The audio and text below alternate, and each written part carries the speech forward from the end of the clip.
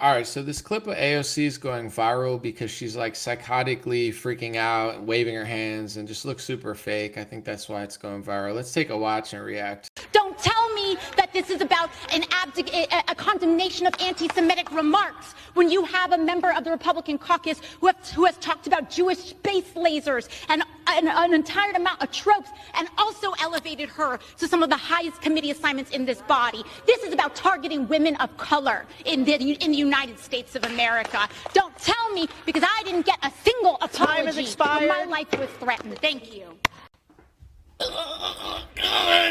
It's like, what the heck is wrong with that chick? I have always said with AOC that it's like she's so fake and so psychotic that it's almost like her soul is like ripping out of her body. Like she doesn't look authentic. There's some people who are good liars, right? Like a good actor. Please go to Hollywood and just get a good actor. There's a lot of people looking for jobs now. I don't understand why these like terrible people always go to Washington. They join politics, right? And they're like not even believable. There's people that are better than, like freaking out, like shaking. Does she believe herself? Do you think she believes herself? I don't think she even believes herself. I don't think she goes in there being like, oh yeah, I'm really the real deal. She looks literally uncomfortable in her own skin. We got to run that back. Don't tell me that this is about a condemnation of anti-Semitic remarks when you have a member of the Republican caucus who has talked about Jewish space lasers and an entire amount of tropes and also She is just so annoying. It's insane. Like bouncing around, waving her hands. She's so annoying. Here's another one. I think this is Rashida Tlaib or whatever. The gentlewoman's time has expired. Omar will not be silenced. The gentlewoman's time has expired. Congressman Omar, The gentlewoman's so sorry, time has sis, expired. that our country is failing you today through this chamber. You belong The in that gentlewoman is no committee. longer recognized, and the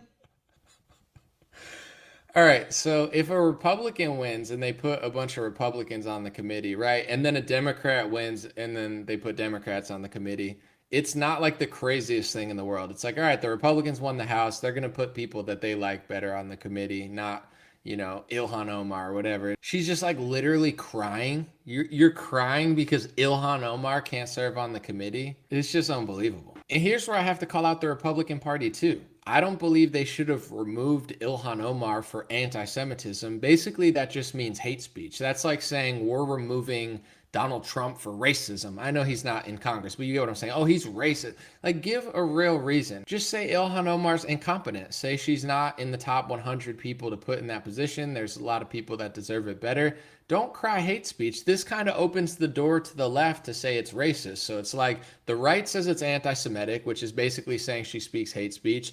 The left is saying it's racist. And then you just get the two sides. Well, you're anti-Semitic. Well, you're racist. Well, we're condemning this. Well, we're condemning this. It's so fake. It's like high school for a bunch of losers who suck up donor money who couldn't make it in Hollywood. It's so pathetic. And I have to say this too about Ilhan Omar. She said a lot of stuff. She has terrible policy. She doesn't seem smart or honest in my perspective. But the one thing that they really got mad at her for saying was it's all about the Benjamins. She said that to Netanyahu. It's all about the Benjamins. It's all about money, talking about lobbying money or. So when you apologized for the all about the Benjamins comment, you said anti-Semitism is real, and I'm grateful for Jewish allies and colleagues who are educating me on the painful history of anti-Semitic tropes. What did you learn? A lot. I certainly did not or was not aware that the word hypnotize was a trope. I wasn't aware of the fact that there are tropes about Jews and money. Money equaling influence.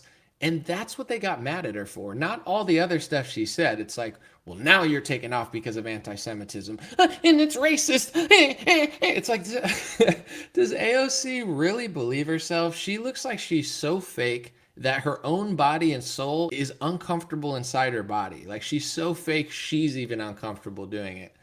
Rashida Tlaib, are you really crying? Are you really sad over losing a committee? Like you can't just win an election in a couple of years and get it back?